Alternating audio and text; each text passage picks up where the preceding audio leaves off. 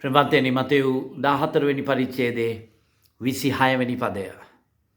ශ්‍රාවකයෝ උන්වහන්සේ මුහුද මත ඇවිදගෙන එනු දැක කලබල වී ඒ අවතාරයක් යයි කියමින් බියෙන් මොර ගැසූහ. ප්‍රවත්තනි ගෝලියෝ 12 දෙනා ඉන්නේ කුණාටුවක් මැද්දේ. ඔවුන් කුණාටුව මැද්දේ ඉන්නකොට මේ කුණාටුව මැද්දට ඔවුන් යැව්වේ යේසුස් වහන්සේ බව ඔවුන් දැනගෙන හිටියා. මේ ගමන උන්වහන්සේගේ ගමනක්. මේ ගමන ගෝලයෝන්ගේ ගමනක් නෙවෙයි. හරියට ඔබයි මමයි යන මේ ගමනේ ඔබ දැන් කුණාටුවක සිටිනවා. උන්වහන්සේ ඔබව මාව එක මාර්ගයෙන් කියින් ඉවත් කරලා අලුත් මාර්ගයකට ගෙනල්ලා තිබෙනවා. ඒ මාර්ගය ඇතුලේ කුණාටුවක් මැද්දේ ඔබ මම සිටිනවා. ඔබ උන්වහන්සේගෙන් උපකාර බලාපොරොත්තු වෙනවා මේ ප්‍රශ්නයට, මේ පීඩාවට, මේ හිත රිදීමට, මේ ණය ප්‍රශ්නෙට, මේ ලෙඩ රෝගයට, මේ අසමදානයට, මේ චෝදනාවන් වලට ඔබ බලාපොරොත්තු වෙන උන්වහන්සේ ඉදිරියේ ස්වාමිනේ මම කැමති ඔබ වහන්සේ මේ උදව් කරනවා නම්, ස්වාමිනේ මම කැමති ඔබ වහන්සේ මේ උදව් කරනවා නම්, ස්වාමිනේ මට මේ උදව් කරන්න කියලා. ප්‍රවන්තෙනි ගෝලයෝ බලාගෙන හිටියා කුණාටුව මැද්දේ යේසුස් වහන්සේයි කියලා. ගොලයන් ගොළුවේ තිබුණා යේසුස් වහන්සේ බෝට්ටුවකින් එයි කියලා.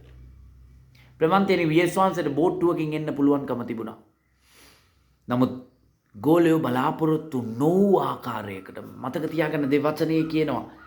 ඔවුන් කලබල වුණේ, ඔවුන් උන්වහන්සේ අවතාරයක් කියලා බය වුණේ, කලබල වෙලා බය වුණා. කලබල වුණා මොනකටද කලබල වුණේ? උන්වහන්සේ මූදෙන් ඇවිදගෙන එනවා දැකලා. ඔවුන් කවමදාකවත් හිතුවේ නැහැ මේ ප්‍රශ්නෙට පිළිතුරු මේයි කියලා. ඔවුන් කවදාවත් හිතුවේ නැහැ යේසුස් වහන්සේ මේ අපේ යේසුස් වහන්සේ නම් උන්වහන්සේ මූදේ ඇවිදගෙන එනවා. අපි කවදාවත් හිතුවෙත් නැහැ, අපි දැකලත් නැහැ, අපි දන්නෙත් නැහැ උන්වහන්සේට පුළුවන් කියලා. ඒ වගේ ප්‍රවන්තනේ සමහරක් වෙලාවට ඔබේ මගේ කුණාටුවට පිළිතුරු, ඔබේ මගේ ප්‍රශ්නෙට පිළිතුරු උන්වහන්සේ ගේන විදිය අපි හිතාගෙන ඉන්න විදියට නෙවෙයි උන්වහන්සේ ක්‍රියා කරන්නේ. සමහරක් වෙලාවට අපි දන්නෙත් නැහැ උන්වහන්සේට මේ වගේ මේ ප්‍රශ්නෙට පිළිතුරු මේ ආකාරයේ දෙන්න පුළුවන්ද කියලා. ප්‍රවන්තනේ අපි ගොඩාක් ફોකස් එක තියෙන්නේ, මම ඔබට කිව්වා අපේ ફોකස් එක තියෙන්නේ අපි ප්‍රශ්න විසඳන ආකාරය ගැන.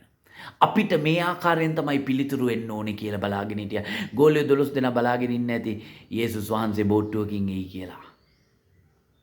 ඔවුන්ගේ ප්‍රශ්නෙට විසඳුම ගැන ගොඩක් ෆෝකස් එකේ හිටපු නිසා ස්වාමින් වහන්සේගේ පිළිතුරු එන විදිය ගැන ඔවුන් දැනගෙන හිටියේ නැහැ.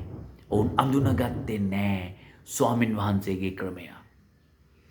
ප්‍රවන්තයනි කුණාටුවක් මැද්දේ ඔබට මට වෙන තවත් ප්‍රශ්නයක් තමයි අපි අඳුනගන්නේ නැහැ ස්වාමින් වහන්සේගේ ක්‍රමය අපේ ජීවිතේට.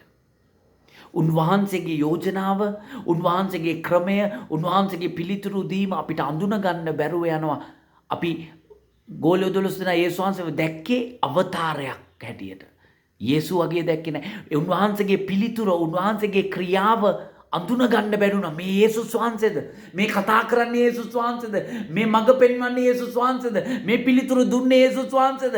මේ යෝජනාව මට කරන්නේ යේසුස් වහන්සේද කියලා අඳුනගන්න බෑ. ඒකට හේතුව ප්‍රේමවන්තයනි අපි එච්චර අපි සීමා කරලා උන්වහන්සේව අපේ සීමාවන් වලට ගෙනල්ලා උන්වහන්සේව. මේ උදැසන මේ වචනේ අහන ඔබ උන්වහන්සේ ඉදිරියේ කුණාටුවක් තුල උන්වහන්සේ ඉදිරියේ බලාපොරොත්තු වෙනවා නම් මතක තියාගන්න. ඔබගේ සැලැස්ම අනුව ඉන්න එපා. කුණාටුව මැද්දට ඔබව යවපු දෙවියන් වහන්සේ, කුණාටුවක අභියෝගයකට ඔබට යන්නට සලස්වපු දෙවියන් වහන්සේ ගාව ප්ලෑන් එකකුත් තියෙන උන්වහන්සේ කොහොමද එන්න ඕනේ කියලා. උන්වහන්සේ ඔබව ගලවන්න ඕනේ කොහොමද කියලා උන්වහන්සේ දන්නවා. ගෝලියෝ 12 දෙනා උන්වහන්සේව දැක්කේ අවතාරයක් වගේ. උන්වහන්සේ වතුර පිට ඇවිදගෙන ආවා. ආමෙන්. උන්වහන්සේ වතුර මත ඇවිදගෙන ආවා ගෝලයන්ට පෙන්වන්න. ඔබ බලාපොරොත්තු වෙන විදියට නෙවෙයි මම ක්‍රියා කරන්නේ. ඒ නිසා ඔවුන් බය වුණා. උන්ට යේසුස් වහන්සේව අඳුනගන්න බැරි වුණා.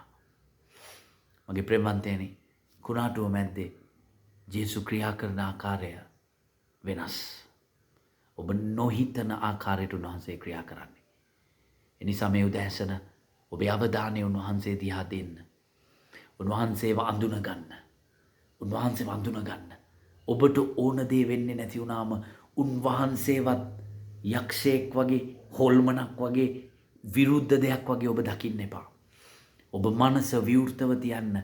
මේ කුණාටුව මැද්දේ උන්වහන්සේව රැගෙන යන මාර්ගයේ යන්නට උන්වහන්සේව අඳුනගන්න. උන්වහන්සේගේ සැලැස්ම අඳුනගන්න.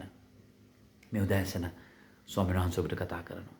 ප්‍රේමවන්තයනි, අපි මතෙව් 14 වෙනි පරිච්ඡේදයේ 22 සිට 32 දක්වා අපි බලමින් සිටින්නේ. මේ පදය ඔබට ආශිර්වාදයක් වේවා. යේසුස් පිටයි.